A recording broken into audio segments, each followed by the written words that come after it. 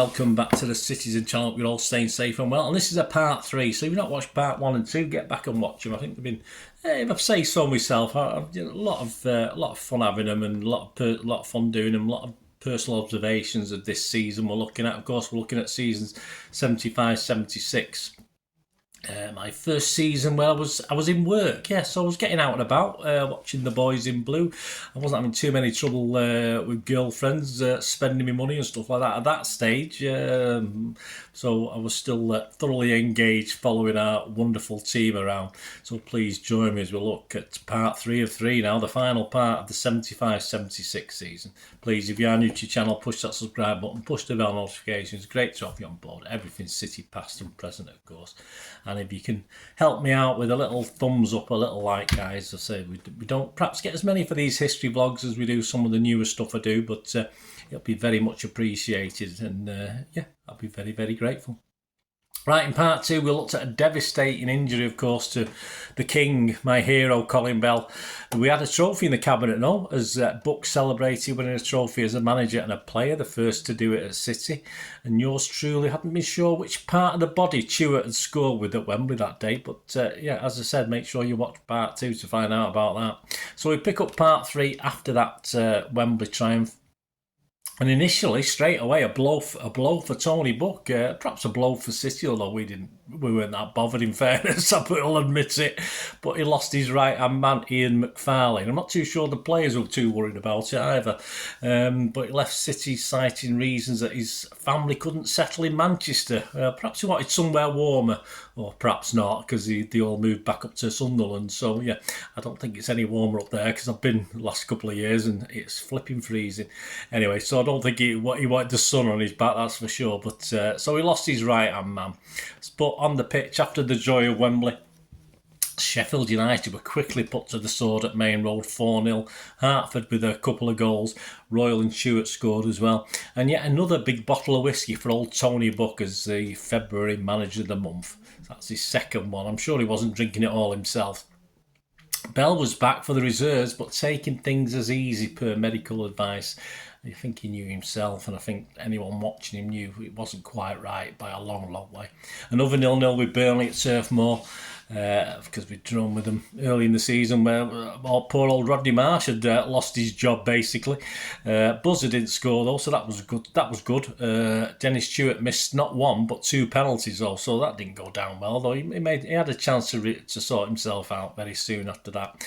The 3-2 win over Wolves on March 20th, in itself, not particularly, well, it was. I mean, it was we were losing 2-1, we won 3-2, but nothing totally significant. But it sticks in my memory, and it sticks in my memory as I've taken my niece. She came to a few games. I won't say she's probably come to about 20 games in total over 2 or 3 years.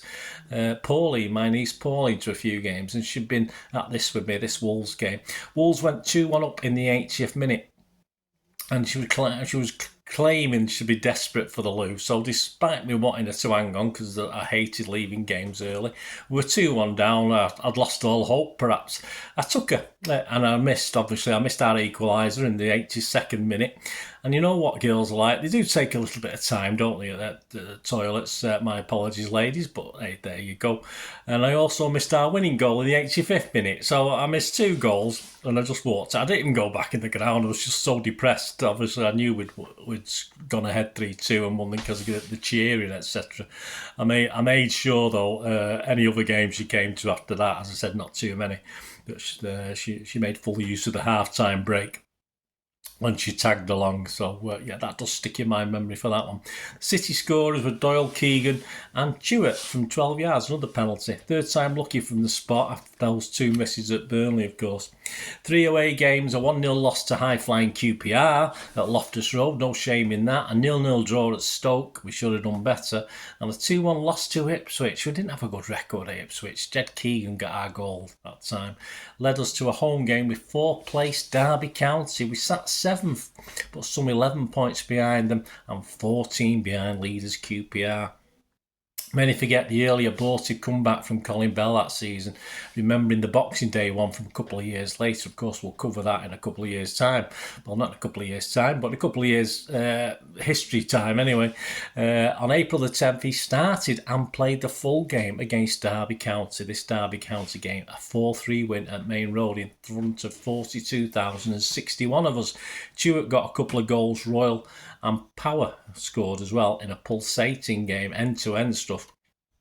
The next game, though, it might have took its toll on Colin because he didn't feature in a 2-1 loss at Newcastle. Then again, he wasn't brought off. He stayed on for the full game. So he didn't feature in a 2-1 loss at Newcastle. But in the very next game, he actually scored. All right, it was a defeat at Leeds and Ellen Road, but on the 17th of April. But he scored in that one. 50,439 were there to see him wearing the number 8 for another loss, unfortunately, a 3-0 loss at Main Road to Liverpool on the 19th of April, a win that put Liverpool on the brink of the title to try and nick it from QPR. Despite a then 3-1 win at home to Arsenal on the 24th of April, our penultimate game of the season, he broke down soon after and we could not see him again in the first team until that emotional night, of course, on the 26th of December 1977. Our final trip was final game was a trip to Old Trafford, a drab 2-0 loss. At least we had a little bit of fun that night, as United had just been beaten in the FA Cup final by Southampton, so we did rub their noses in it a little bit.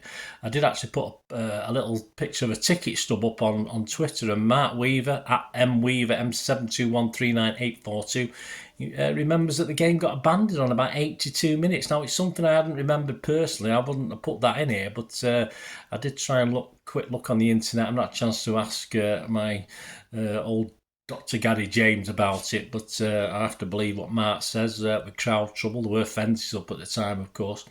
And the results stood. I mean, you know, sure they should have took the points off them. I'm sure it wasn't the City fans invading and causing problems. That's for sure. I don't remember that anyway. So, as I said, my memory didn't remember that the game was abandoned. Perhaps you know a little bit more about it. But my thanks to Marc for informing me of that literally before I was producing this video. So. It was new to me, but there you go. Overall, it was pretty depressing. It wasn't great. A disappointing 2-0 win, 2-0 loss at Old Trafford anyway. And of course, it would be the last appearance of another City legend, Alan Oakes, after an amazing 680 competitive appearances, depending who you read. Starting 11 for that final game of the season was Corrigan, Clements, Doherty, Doyle, Booth, Keegan, Barnes, Power, Royal, Hartford and Stewart. Oakes was a sub for that game, but he replaced Mike Doyle for his final bout as a City player. Stewart, he was the leading scorer in the league with 14 goals, followed by Royal with 12. In the Cups, Stewart added another 10 in the Cups, so a total of 24 for the season. Royal got 6 in the Cup, so he got 18 for the season. Once again, our away form was pretty awful. We'd only won 2 away from home in 21 games. That was, don't forget, it was 42 game seasons. That was 2 hours 21. But at least we had a trophy. So happy days. Swales, in his end of season notes, had said that Manchester will dominate soccer. There appears to be a bit of a typo in that, wasn't there? Well, one half of Manchester did for a little while later, mind you. It wasn't straight away, certainly in Swales' lifetime. And the best half of Manchester, the blue half of Manchester, obviously did dominate and continue to dominate as I'm recording this. Now that Mr. Swales is a long time ago, no longer with us. So he was right, but not quite at the time he thought. A big blow, of course, to City and that season was losing Colin Bell. And despite this, we did remain competitive in and around the top 6, not far behind the leaders until it all started to fall away after we'd won the League Cup. Everything just sort of fizzled out. Interesting, in the last programme of the season, player-by-player analysis was done by City journalist Peter Gardner at the time, and he made various comments about all the players. I'll sum up here. I'll sum up and summarise here for you. I'm not going to read everything he wrote out, but just a brief description along with my quick thoughts or any memories I've got as well of the players. Corrigan, Peter said, outstanding, consistent, deserving of his England recognition. Yeah, I mean, personally for me, Joe was the best in England for about 4 or 5 seasons. Totally agree. Keith McRae, Pete said, only one game, but we're lucky to have such experienced cover. Well, I could have possibly done as good a job at the time myself, in fairness. Jeff Hammond, family problems, said Peter off the pitch, a valuable member of the squad. I have no real... I do remember Jeff Hammond, but I have no real memory of what he did on the pitch. Kenny Clements, Peter said, one of the finds of the season, invaluable. Well, he was spot on there. A very useful utility player, Kenny Clements. I liked him. Colin Barrett, Peter said, moved to Forest. No guarantee of first-team football. Again, yeah, he's a bit like Mr. Hammond. I do remember him, but yeah, I'd have to go with that. Jed Keegan, clearly a star of the future, said Peter. Or not. Mike Doyle, best ever season at Main Road, said Peter. And we would carry on that in the same vein, wouldn't he, Mike? Dave Watson, Peter said, quickly settled in, but injury hindered him. Still to see the best of a great player. We certainly did eventually, and well, not eventually, we will see the best of a great player. Tommy Boo, versatile at the back, said Peter, midfield or striker, too valuable a player to lose. He certainly was. And he was with us for a while yet, about another, 5-6 seasons? Willie Donachie, Peter said, consistent and outstanding season. Well, the Kippax, I was on the Kippax. The Kippax loved him. We loved him flying down our side. Usually in the second half, from memory, we used to kick towards the plat lane in the second half. I think that's from memory anyway. We always had a favourite end to kick to, as we do now. Alan Oakes, Peter said, continues to defy the years. Looks good for another season. Sadly not Peter, but a legend. Colin Bell, season sabotage, said Peter when he was hitting peak. Look out for Bell back to his best next time. Sorry, Peter. We all hoped to Vale, of course, as it turned out. At least we got to see him on the pitch again. It always will be my hero. Rest in peace, Colin. Paul Power, football is going to be his forte, said Peter. More power to you next season. Yeah, another unsung hero for me. Never stopped for City, never stopped for the Sky Blue cause. Asa Hartford, Peter said on his day, one of the greatest midfielders in the game. No argument from me on that one. Peter Barnes, yeah, Peter said brilliant on the ball. Pacey needs to be more involved outside of Main Road, though. He's only failing. Yeah, great player for a time, possibly at his peak for 2 or 3 seasons, then not so much, but perhaps not all his fault. Joe Royal, a season of hard work, said Peter. Endeavour, top class. I always liked the other Big Joe. I did like Big Joe Corrigan. I like Big Joe Royal too. Dennis Stewart, Peter said, one of the soccer great wingers, could be criticised for not displaying the brilliance away from Main Road. Oh, another one, Peter. Well, in fairness, Pete, our away record was pretty dismal. So as a team, as a tactics, things weren't right, not just individuals. So I don't think you can take the full blame for that. Gary Owen, Peter said, has the ability to become a truly great player. Yeah, never quite. Not entirely his fault again. A bit like Peter Barnes for me. Dennis Lehman, only 1 start. Yeah, I must have missed that. But then again, he had 2 sub-appearances that I did watch, but I've no memory of what happened in them. Rodney Marsh, he finishes on. Rodney Marsh, his sacking speaks for himself, says Peter. Well, told the official line, mate. Why don't you? Yeah, I miss Rodney. Oh, Rodney. Yeah, that was a brief little summation anyway of Peter Gardner's thoughts for the players at the end of the season. Oh, and mine. And oh, Rodney. Well, I'll give my view on that answer. We finished 8th, again, same as last season, but this time 17 points behind the champions Liverpool. We would get a lot closer next time, that's for sure. Big Joe the Keeper, that is, won the Fans Player of the Year, with Gary Owen getting the Young Player of the Year.